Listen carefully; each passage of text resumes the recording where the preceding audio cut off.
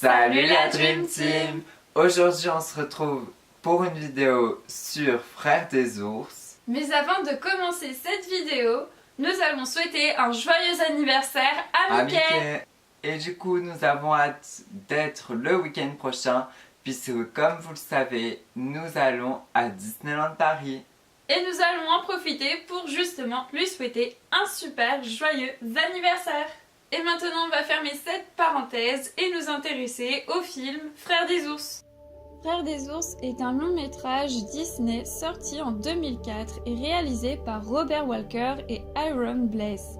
Petit rappel pour ceux qui n'ont pas vu le film depuis quelques années, c'est l'histoire d'un autochtone du nom de Kenai qui pour son passage à l'âge adulte va recevoir le totem de l'ours et donc de l'amour.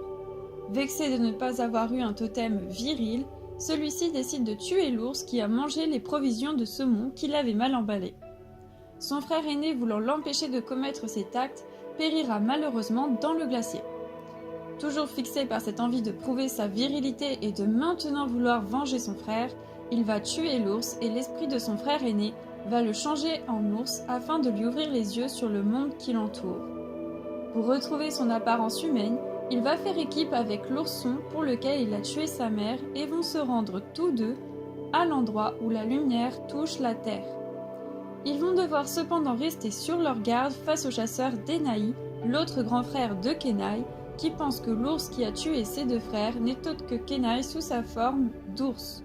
Physiquement, Kenai, à l'apparence humaine, ressemble à un ours puisqu'il a les épaules en avant et un dos voûté. D'un point de vue spirituel, on a affaire à un héros un peu particulier. Pour commencer, il est irrespectueux envers les ancêtres, les esprits et les chamans. Lorsque Nanaka lui remet son totem, il se retourne et demande aux autres membres de sa tribu s'ils veulent échanger avec lui.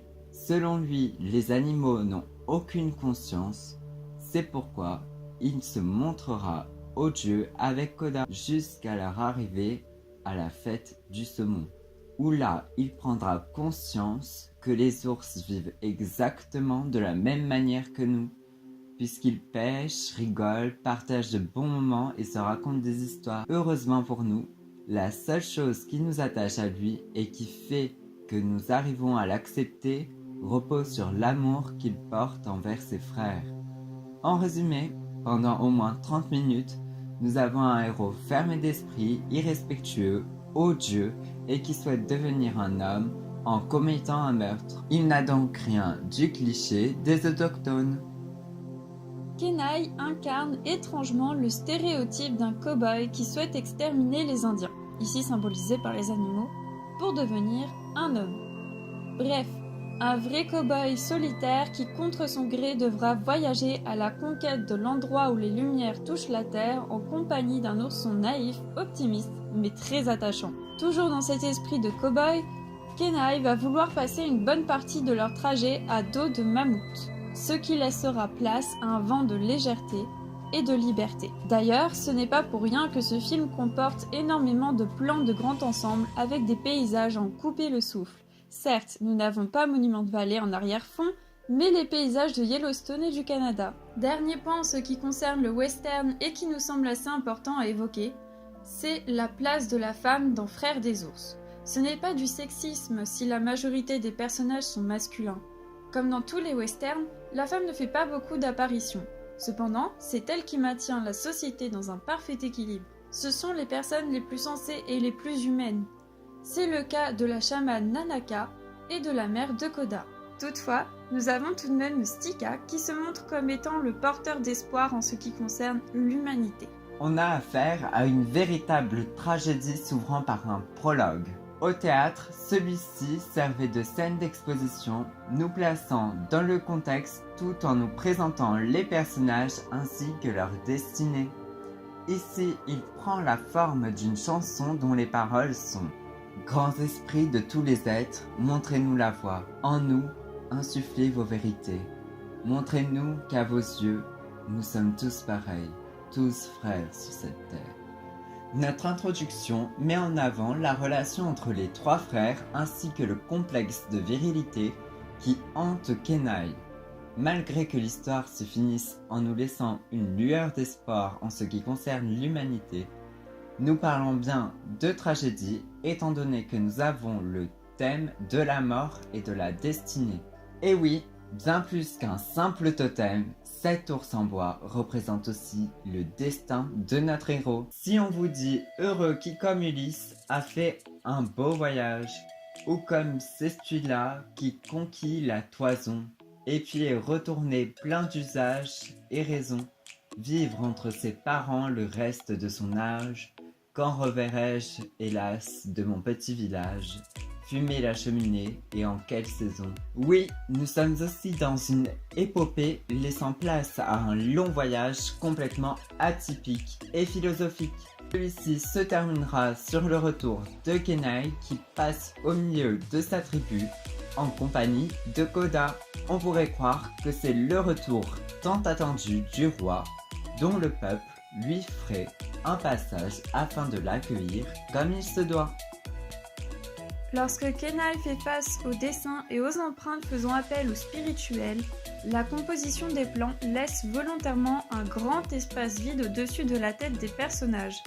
Un espace représentant la présence de la spiritualité laissée par les ancêtres. Frères des Ours est d'ailleurs basé sur cette notion de transmission de savoir, de paix et de sagesse.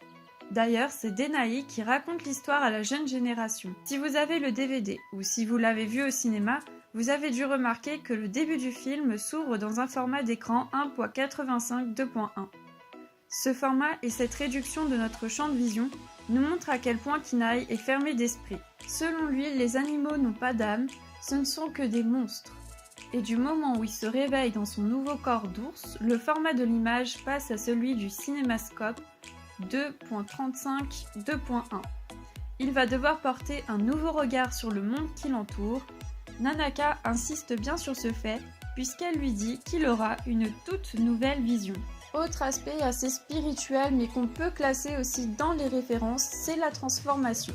Tout comme dans La Belle et la Bête, notre héros sera changé en une bête et à l'instar d'Adam, le mauvais sort ne pourra être levé que lorsque celui-ci aura compris le vrai sens de l'amour et de la fraternité.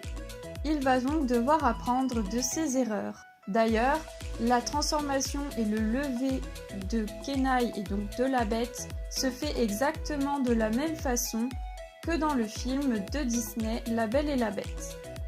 D'autres références ont été glissées à l'intérieur du film.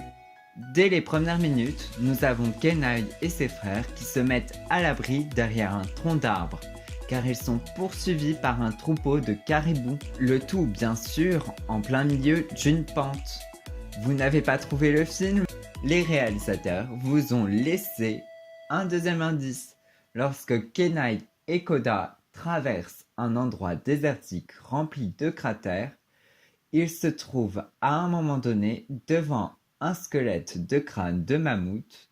C'est alors que Kenai essaye de faire peur à Koda et que celui-ci lui répond « Même pas peur !» Dernier indice, à un moment donné, nos héros vont dormir sur un rocher avec une forme assez particulière.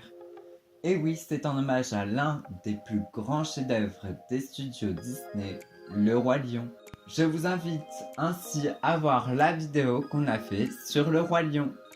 On y trouve aussi une référence à Tarzan, qui est un peu moins évidente que pour celle du Roi Lion, puisque nous avons Kenai qui met son empreinte d'ours sur celle d'une empreinte humaine dans une caverne. Cependant, le film peut choquer les enfants, puisque d'un point de vue visuel, certaines scènes sont violentes, autant dans l'image que dans les mouvements de la caméra. Si on y prête un peu attention, nous pouvons voir que la caméra tremble à chaque scène de danger, nous laissant ainsi un sentiment de trouble, d'anxiété et de peur, qui sont les vrais monstres dans l'histoire.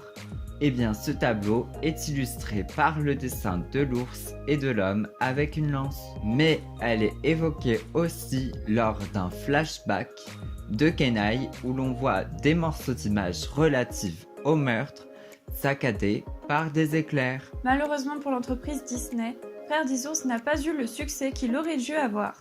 Apparemment, ce serait à cause de l'évolution graphique des dessins animés et surtout en partie suite à l'apparition de l'animation 3D. Et oui, le film est apparu 2 mois après la sortie du Monde de Nemo. Cependant, nous sommes convaincus que ce long métrage n'est pas arrivé trop tard, mais arrivé beaucoup trop tôt. Celui-ci traite d'un sujet beaucoup plus actuel qu'en 2004, puisqu'il repose sur la question de l'environnement, de l'écosystème et du traitement que nous infligeons aux animaux de façon générale. Cette vidéo touche à sa fin. On espère qu'elle vous aura plu.